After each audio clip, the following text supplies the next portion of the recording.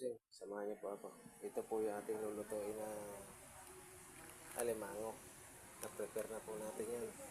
Tsaka yan yung sangkap. Ilalagay natin dyan.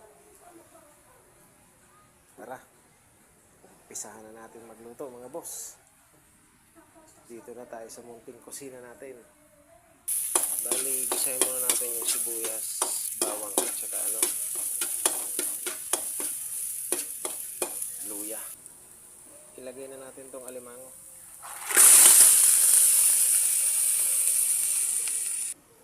Hindi ko na po pinakita yung paglinis ko nitong alimango. Pinatay ko na lang siya sa alam na. Kanya-kanya tayong style ng pagpatay dyan.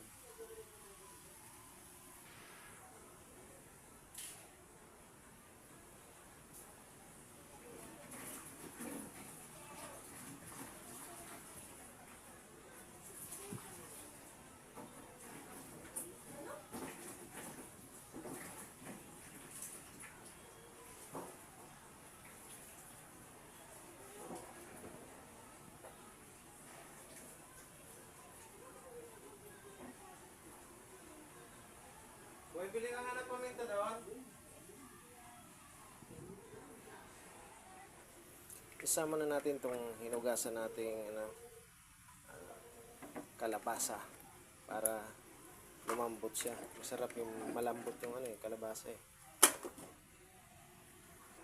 Hayaan muna natin yung katas niya, yung pangluto natin dyan bago yung itong gata.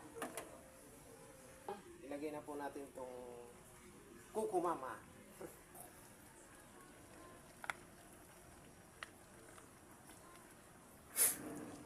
Ayan, luto na po yung ating ginataang alimango sa kalabasa. Ayan mga boss, hanggang dito na lang po ang ating video. Maraming salamat po sa inyong panonood at saka mga likers, viewers po natin yan, ang mga silence viewer. Maraming salamat po sa inyong lahat. Bye-bye.